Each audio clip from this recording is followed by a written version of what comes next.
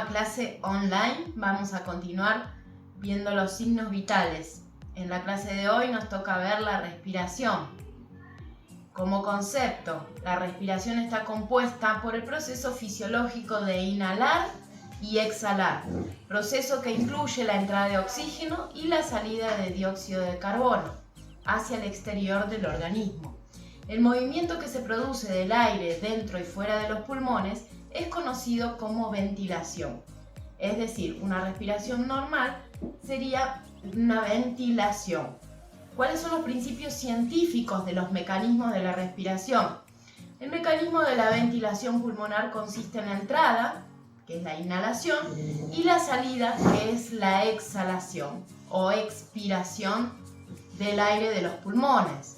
Durante este proceso de inhalación, el diafragma se contrae, o sea, el músculo diafragmático se contrae, las costillas se mueven hacia arriba y afuera.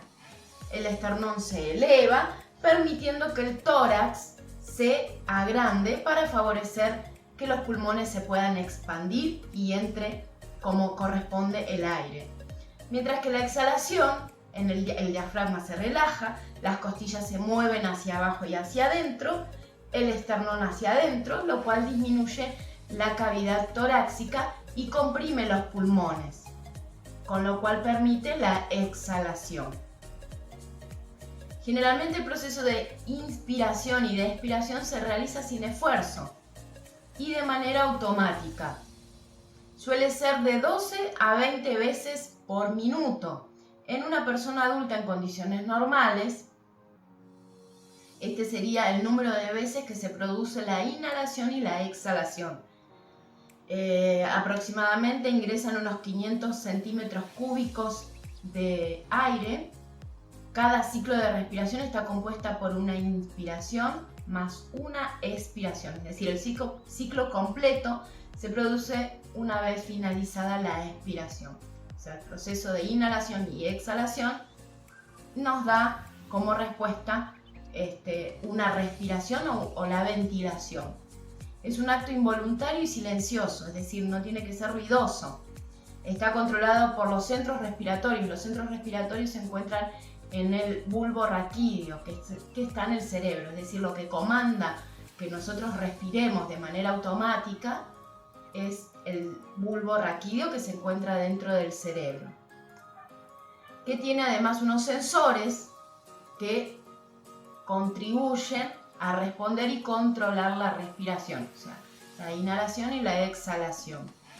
Hay dos tipos de respiraciones, una respiración externa, que es el intercambio de oxígeno y dióxido de carbono entre los alvéolos y los capilares pulmonares.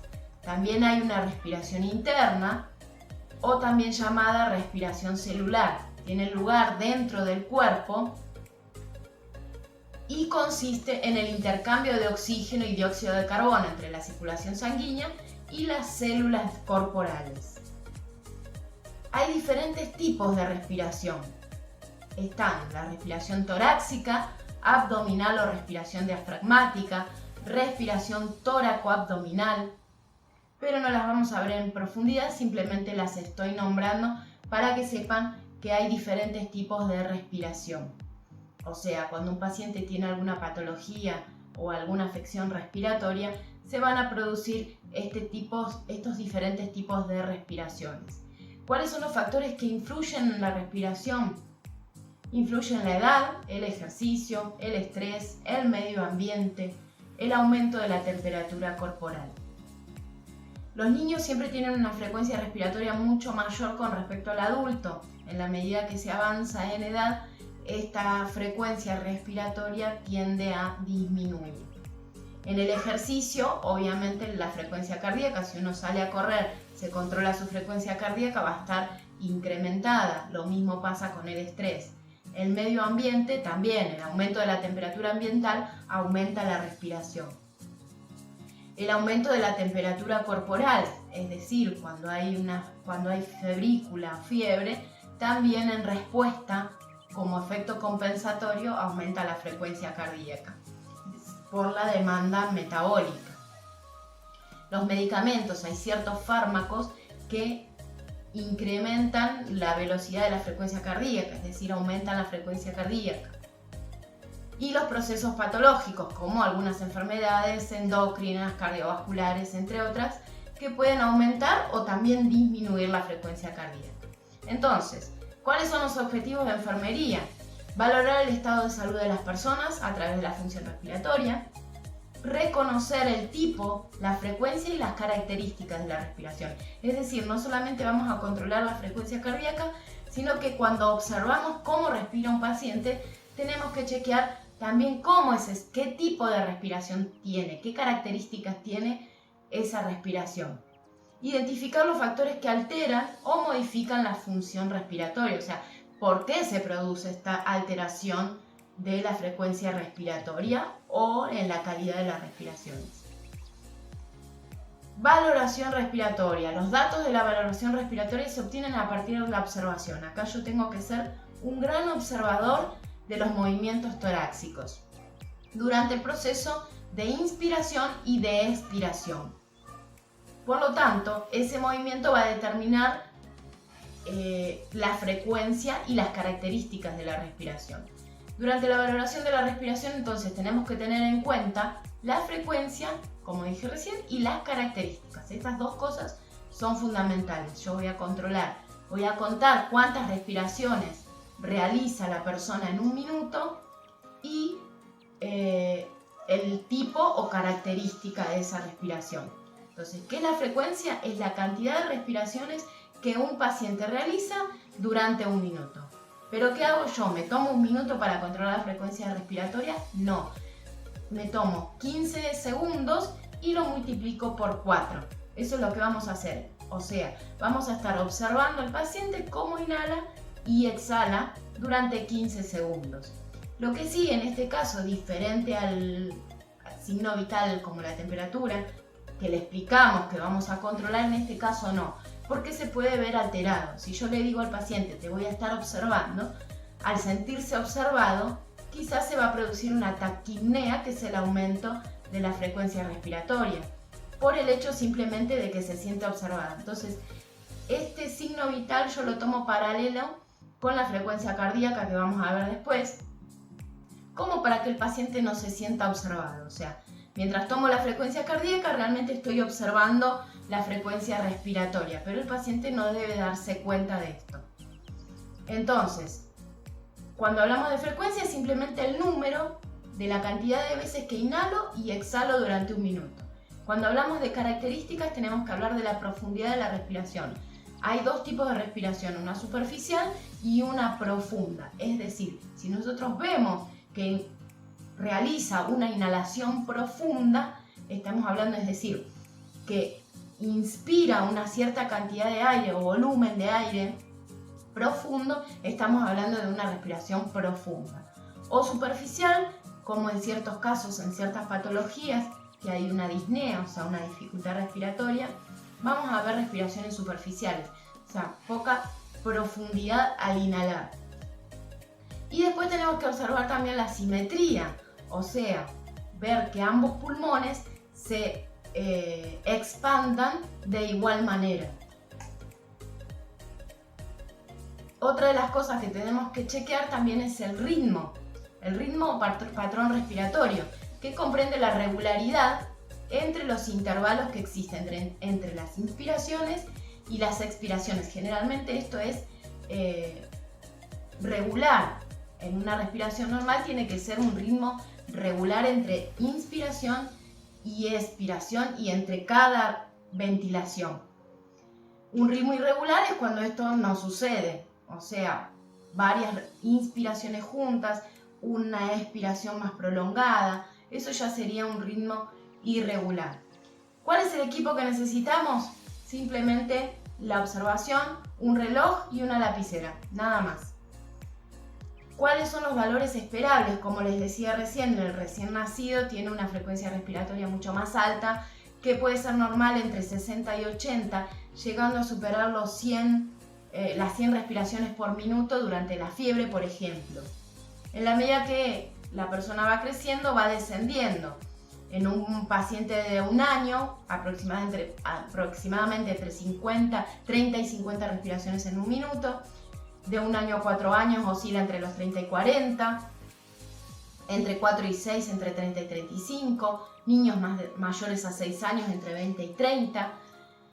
Adolescentes de 17 a 22 respiraciones. Un adulto joven entre 14 a 20 y un adulto sano en reposo de 12 a 20. Aclaro esto del reposo, que es súper importante, porque obviamente si yo hago una actividad física y me controlo la frecuencia respiratoria cuando ni siquiera he tenido por lo menos 10 o 15 minutos de reposo, me va a dar alterada, pero no significa que hay una alteración patológica, sino que es una alteración fisiológica, y esto lo tenemos que tener en cuenta. En ancianos mayores de 70 años pueden tener una respiración entre 12 y 16 respiraciones por minuto, es decir, acá ya bajamos, ¿sí? O sea, cada vez más. Cuando se avanza en la edad, la frecuencia respiratoria es mucho menor. Entonces, cuando hablamos de respiraciones normales, ¿qué queremos decir? Que un paciente está en eupnea, es decir, estado eupneico. Esto quiere decir que está normal. ¿Cuáles son las alteraciones de la respiración? Las alteraciones de la frecuencia respiratoria son la apnea y la bradipnea y la taquipnea. ¿Qué quiere decir apnea? Es el cese de la respiración, ¿sí? Directamente la persona deja de respirar. Eso es una apnea.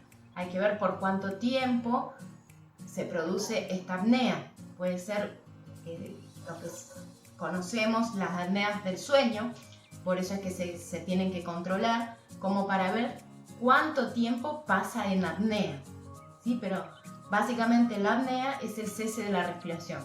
La bradipnea, ¿qué significa? Es la disminución de la respiración por debajo de los valores normales. Y la taquipnea es el aumento de la frecuencia respiratoria por encima de los valores normales. En cuanto a la calidad de las respiraciones, cuando hablamos de disnea, hablamos de una dificultad respiratoria, es decir, una respiración dificultosa. En realidad, como dijimos recién, la respiración tiene que ser silenciosa y sin dificultad. O sea que cuando hay dificultad, hablamos de disnea. Ortopnea está determinada por la incapacidad o dificultad que se presenta para respirar cuando la persona está en posición horizontal. Hiperpnea se caracteriza por el aumento anormal en la profundidad y la frecuencia de los movimientos respiratorios. Y polipnea, que se caracteriza por respiraciones rápidas y superficiales. También se pueden presentar otras anormalidades o alteraciones que afectan en patrón respiratorio desde la frecuencia y la calidad, y el ritmo también, como la respiración de Cheyne-Stokes, la de Kussmaul, pero no las vamos a ver ahora en detalle. Estos son patrones respiratorios que ya hablamos de diferentes patologías. Ahora lo que quiero es que podamos identificar una respiración normal.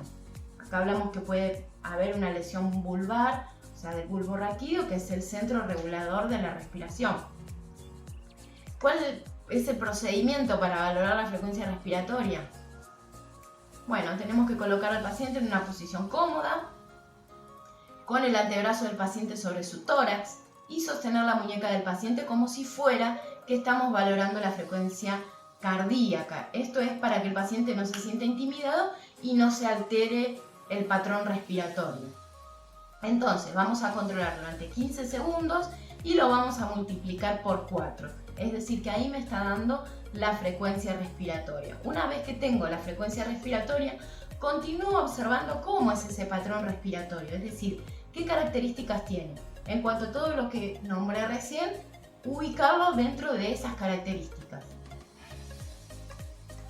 ¿Cuáles son las precauciones? Es de fundamental importancia no informar al paciente sobre el procedimiento a realizar.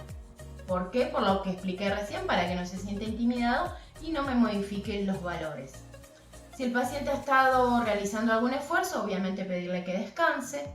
El control de la respiración siempre se debe realizar en 1 minuto. O sea, cuando tenemos mucha cantidad de pacientes, podemos agilizarlo y tomarlo en 15 segundos, pero en realidad cuando queremos valorar las características, porque sabemos que es un paciente con disnea, con dificultad respiratoria, o que tiene alguna patología respiratoria, nos vamos a tener que tomar el minuto para controlar. O bien 30 segundos y después hacer la multiplicación que corresponde. La respiración se debe valorar siempre en reposo. Solo en situaciones especiales puede ser necesario valorarla durante el ejercicio para evaluar sus cambios. Una vez finalizado, obviamente dejar todo en orden, acondicionar y registrar el valor obtenido de la frecuencia respiratoria, sus características, detallando la hora y la fecha. Informar siempre de inmediato cualquier anormalidad en la valoración de la frecuencia respiratoria.